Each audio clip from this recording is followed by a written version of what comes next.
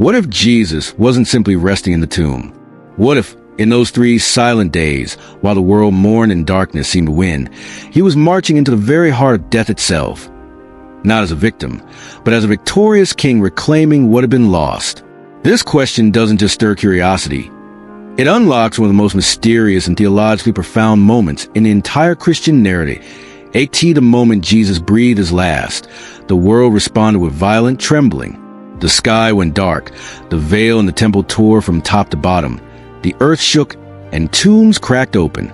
The air was heavy with a sense that something eternal had just shifted. And yet, from that point forward, the Gospels fall nearly silent. The spotlight fades. The narrative pauses. All we are told is that Jesus' body was laid in a tomb, sealed with a stone. But what about his spirit? Where did it go? What was he doing? To understand what happened in those 3 days, we need to journey deep into the ancient Jewish and early Christian understanding of the afterlife. In Hebrew tradition, the dead did not simply cease to exist. They entered a realm known as Sheol, a shadowy, silent world beneath the earth where all souls waited. It was not a place of fiery torment, but of stillness, mystery, and separation from the living. Later, in the Greek-speaking world, this concept evolved into what the New Testament calls Hades. But within this realm, distinctions existed. A place of peace and rest for the righteous, often referred to as Abraham's bosom, and a place of torment for the unrighteous. When Jesus told a repentant thief on the cross, "Today you will be with me in paradise," he wasn't referring to heaven in the full sense we understand it post-resurrection. Instead, he was pointing to this peaceful segment of the underworld, Abraham's bosom, a place of comfort and hope for those who had died in faith before the Messiah's coming. This means that Jesus, immediately after his death, descended into this realm of the dead. But he didn't go to rest. He went with purpose. One of the most powerful and mysterious statements in the New Testament comes from the Apostle Peter, who wrote that Jesus was put to death in the body, but made alive in the spirit. And that after being made alive, he went and made proclamation to the imprisoned spirits. Who were these imprisoned spirits? Why did Jesus visit them? And what exactly did he proclaim? Some theologians interpret this as a declaration of victory. Jesus didn't descend to offer salvation to the damned. He descended to declare their defeat, to proclaim that the cross was not a failure, but a triumph, that sin had been paid for, that death's sting had been removed, and that their rebellion, whatever form it had taken, had come to nothing. Other interpretations delve even deeper. According to ancient Jewish tradition, particularly texts like the Book of Enoch, certain fallen angels, those who had corrupted humanity in the days before the flood, were imprisoned in a special section of the underworld. They had attempted to disrupt God's plan by corrupting his creation. These were not ordinary souls. These were cosmic rebels. And it may have been to them that Jesus descended to deliver the ultimate message: you lost. This moment has often been called by theologians the harrowing of hell. In this view, Jesus didn't just visit the realm of the dead. He stormed its gates. He shattered its chains. He released the captives. Early Christian artwork even depicts Jesus breaking open tombs, lifting Adam and Eve from their graves, trampling the gates of hell beneath his feet. Another powerful passage in Ephesians 4 states that Jesus descended to the lower parts of the earth before ascending on high and leading captivity captive. This poetic phrase suggests that Jesus didn't just leave the grave alone. He brought others with him, the righteous dead who had waited in hope for the day of redemption. People like Abraham, Moses, David, and countless others who had died in faith now finally saw the promise fulfilled. Their time of waiting was over. Paul also writes in Colossians that Jesus, through the cross, disarmed the powers and authorities and made a public spectacle of them, triumphing over them. This isn't just symbolic language. It draws from Roman culture, where victorious generals would parade their conquered enemies through the streets in humiliation. The image here is striking. Jesus, descending into the realm of darkness, parading his authority, declaring his reign. But these victories, though cosmic in scale, also touch the human heart on a deeply personal level. Because in those 3 days, something else happened. Something quieter, yet no less powerful. The tomb became a symbol of waiting, of silence, of uncertainty. And how many of us have lived in that silence? In seasons where it seems God is absent, where hope is buried, where prayers go unanswered. Holy Saturday, the day between crucifixion and resurrection, is rarely talked about, yet it is perhaps the most relatable. It's the day where it seems like nothing is happening. No miracles, no answers, just grief and stillness. But under the surface, out of sight, God is moving. Jesus didn't stop working in death. He descended into the very place where evil thought it had won and turned it into the foundation of his greatest victory. That means that our moments of silence aren't empty either, that our waiting seasons are not wasted, that in the tombs of our own lives, where hope feels dead and buried, God is still writing resurrection stories. The victory that Jesus won in the depths of Sheol was not just for ancient spirits or theological debate. It was for you. It was for now. When Jesus rose again, he said something astonishing. I am the living one. I was dead, and now look, I am alive forever and ever, and I hold the keys of death and Hades. Keys signify authority, ownership, control. Jesus didn't just escape death. He conquered it. He took its keys. And now, the grave is no longer a prison for those who believe. It is a passage. This changes everything. When you know that Christ went to the darkest place and came back with the keys, fear begins to lose its grip. Despair no longer has a final word. Your Holy Saturday moments, those in-between times filled with silence and sorrow, can now be viewed through a different lens, not as God's absence, but as evidence that he is already at work beneath the surface. Where did Jesus go during those 3 days? He went into the silence, into the shadow, into the forgotten corners of death's domain. But he didn't go to stay. He went to break the power of the grave, to proclaim victory to the enemy, and to rescue the captives. He went to fulfill the promise made to the thief on the cross. Today, you will be with me in paradise. And because of that, we can face our own tombs, whether literal or emotional, with hope. Because the one who descended has also ascended. The one who was silent has spoken. And the one who was dead is now alive, forevermore. What if death wasn't the final boundary for Jesus, but the battlefield where the greatest victory in history was claimed? The idea that Jesus descended into the depths of existence after his crucifixion is more than poetic tradition. It's a powerful truth embedded in Scripture and echoed by early Christians. For centuries, believers have wrestled with what it means that he descended to the lower parts of the earth. Did he simply go to rest? Or did he go to shake the foundations of hell itself? The silence between the crucifixion and the resurrection hides a storm of cosmic activity. While the world mourned and the disciples scattered in fear, Jesus was not lying in stillness. He was confronting everything that stood between God and humanity, sin, death, and the spiritual forces of darkness. His descent was an escape. It was a mission to understand what happened during these hours beyond death. We must re-examine the ancient worldview of life after death. The Jewish people of the Old Testament didn't believe the dead floated off to heaven or burned forever in torment. Instead, they believed in Sheol, a shadowy underworld where all the dead resided, righteous and unrighteous alike. It was a place of waiting, of silence, of mystery. No one escaped it. Everyone returned to the dust, and their souls descended to this realm beneath the earth. As time passed and Greek thought blended with Hebrew belief, the name shifted to Hades. But the core remained. Death was a place, not just an end. And it had structure. The righteous dead, those who trusted God and walked in his ways, were thought to rest in a peaceful region sometimes called Abraham's bosom. Meanwhile, the wicked experienced separation, torment, and unrest. This layered concept of the afterlife gives context to Jesus' descent. He did not simply go to the dead.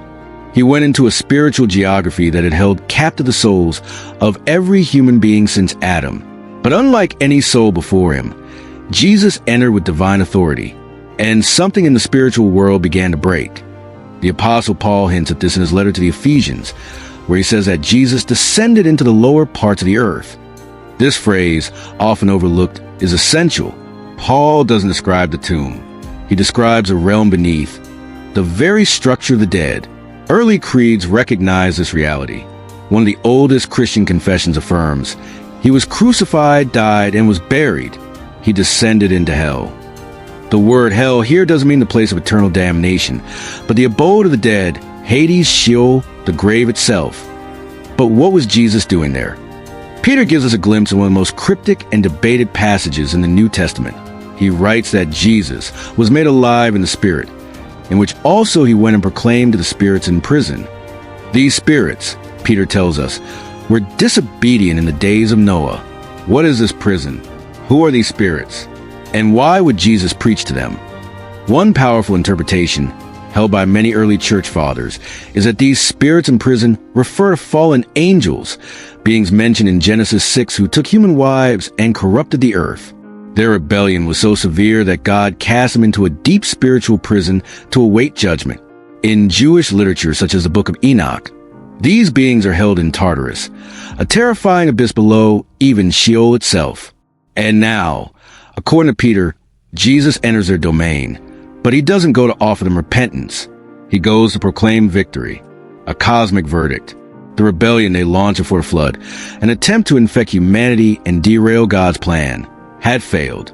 The cross, which may have looked like defeat, was the instrument of their downfall. Jesus doesn't whisper in that prison. He declares, loudly, triumphantly. This event has often been described as the harrowing of hell. The image is dramatic. Jesus tearing open the gates of the underworld, storming the darkness, proclaiming freedom to the righteous and judgment to the fallen. Early Christian art depicted him smashing through broken chains, lifting Adam and Eve from the grave, and trampling death beneath his feet. It is a moment when death lost its grip and the enemy realized he'd been outmaneuvered by grace. Now, Paul's words to the Colossians confirm this vision. He says that Christ disarmed the rulers and authorities and made a public spectacle of them, triumphing over them by the cross. In Roman culture, this language was familiar. A victorious general would parade his enemies through the streets in chains. The cross, Paul says, was Christ's battlefield, and the resurrection, his parade of triumph. The spiritual forces that had ruled through fear, accusation, and death were publicly shamed and defeated. But it wasn't just a message to spiritual enemies. The descent of Christ had a purpose for the righteous dead as well. For those like Abraham, Isaac, Jacob, Moses, and David, men and women who had trusted in God's promises but had died before they saw the fulfillment. Jesus' arrival meant liberation. They had waited in hope. Now the hope had come. Ephesians says that when he ascended, he led captivity captive. This poetic phrase suggests that Jesus didn't rise alone. He brought with him a host of the redeemed. The righteous were transferred, not just from death to life, but from waiting to reward. The door that had been locked for generations was opened, and the souls of the faithful were welcomed into the presence of God, no longer separated by sin. All of this cosmic battle, this storm in the unseen realm, took place during those silent 3 days. But it wasn't silent at all. In the spiritual realm, it thundered with power. And when Jesus emerged from the grave, it wasn't just his resurrection. It was the explosion of a new era. He says in Revelation, I am the living one. I was dead, and behold, I am alive forevermore, and I hold the keys of death and Hades. Keys represent authority. They signify ownership. Jesus now held the power over what once held power over us. Death, which once ruled as a tyrant, was now a conquered province. Hades, once filled with fear, was now under new management. But why does this matter to us? Because we, too, live in the tension between Friday and Sunday. We face moments where hope seems lost, where God seems absent, and where darkness seems to win. We live our own versions of Holy Saturday, seasons of silence and uncertainty. And in those places, we are tempted to believe that nothing is happening, that God is still, that the grave is final. But Christ's descent tells a different story. IT tells us that even in the silence, God is working, that even in the darkness, light is moving, that even in death, life is advancing. The descent was not a retreat, it was an invasion. And it means that in your darkest hour, you are not alone. That IT means that your fear can be met with courage, that your mourning can turn to dancing, that your grave can be a garden. The victory of Jesus in the depths of death is not just theological history. It is present power. It means that when you cry out in despair, the one who walked through hell itself hears you. That when you fall into the pit, the one who holds the keys is already there. And that no matter how deep your pain, he has gone deeper and returned with resurrection in his hands Oh yes, Jesus descended into the lower parts of the earth, but he did not stay. He shattered the doors. He freed the prisoners. He declared judgment. And he returned with victory, not only for himself, but for you. It was early, just before dawn, and the world still felt heavy with the weight of death. The sun had not yet risen, and neither had hope. To the followers of Jesus, the silence had become unbearable. He had been their teacher, their healer, their Messiah, but now his body lay sealed behind a stone. At least, that's what they thought. What no one knew was that a cosmic detonation had already occurred. The silence that wrapped itself around the earth was not the absence of power. It was a sound of victory settling into place. Because on the third day, death began to unravel. The resurrection of Jesus wasn't just a continuation of his story. It was the climax of history itself. It was a moment where everything changed, not just for his disciples, not just for first century Judea, but for the entire cosmos. The tomb was not just empty. It was conquered. Let's not rush past that. The tomb had been a symbol of finality since the beginning. Dust to dust. Every story ended there. Every hero fell to it. Every empire faded into it. And yet now the tomb was something new. It was a doorway. When the women arrived at the tomb, their goal was simple: anoint a dead body.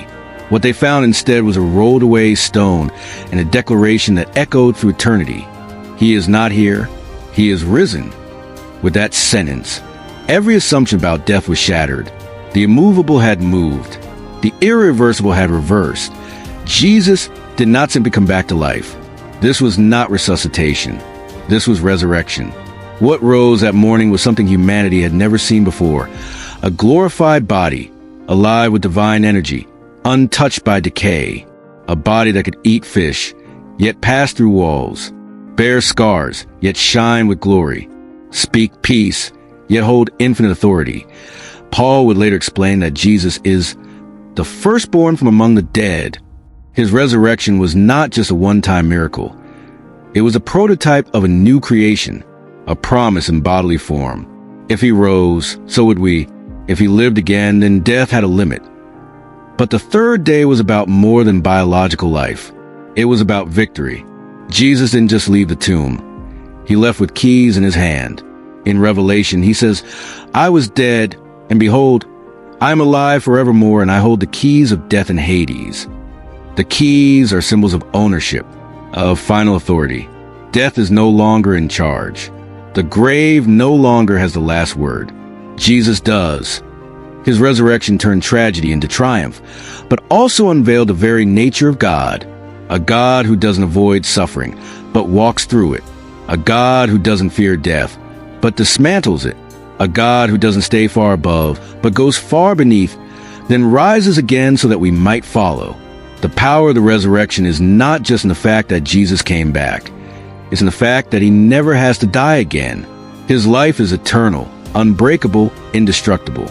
And he offers that same life to all who believe. This is no abstract theology. This is a call to hope that breathes in the darkest corners of our reality. Think of everything that felt broken beyond repair. Every betrayal, every sickness, every grave we've ever stood beside. The resurrection speaks into those moments and says, this is not the end. The third day whispers into our Saturdays of silence. Hold on, the stone is rolling. And yet, it's not just a personal promise, it's cosmic. The resurrection wasn't just about us being saved. It was about creation itself being restored. The groaning earth, the fractured skies, the aching of all things. Jesus stepped out of the tomb not only to rescue souls, but to begin renewing everything. He is the first note in the new symphony, the opening verse of a better song. Even now, the resurrection is not finished. It continues every time someone moves from despair to hope, from death to life. Every time light pierces through someone's darkness, the power of the third day is at work. Every time a heart turns from sin, every time a mind is renewed, every time a soul rises, resurrection echoes again. The disciples couldn't believe it first. Who would? Their grief had been so deep, their loss so complete. But Jesus came to them, not as a ghost or a vision, but in flesh and glory. He showed them his scars, not to horrify, but to heal. Those scars became proof, not just of what he endured, but of what he overcame. And then he breathed on them, just as God once breathed life into Adam. Now the resurrected Christ breathed new life into humanity. This was creation, take two, a reset, a rebirth, and it all began in a borrowed tomb. But here's the mystery. Resurrection didn't erase the cross. It fulfilled it. The pain was real. The blood was spilled. The death was brutal. But it was not wasted. Resurrection doesn't deny suffering. It transforms it. What Satan meant for destruction, God used for redemption. This is why Easter is not just a holiday. It's a revolution. It is a moment when the King returned, not in vengeance, but in victory. And he brought peace with him. The world has been different ever since. So what does the third day mean for us? It means your tombs don't have to stay sealed. Your silence doesn't have to last forever. Your brokenness doesn't have to define you. Because if Jesus walked out a grave, then so can you. That it means that even now, the power of resurrection is available, not just for eternity, but for today. It means your sorrow can turn to joy, your shame to strength, your fear to faith. The same Spirit that raised Jesus from the dead now lives in those who trust him. That's not symbolism. That's power. Maybe you're still in your Friday. Maybe you're stuck in your Saturday. But Sunday is coming. It always comes. And when it does, nothing stays the same. He is risen. He is alive. And because he lives, so can you.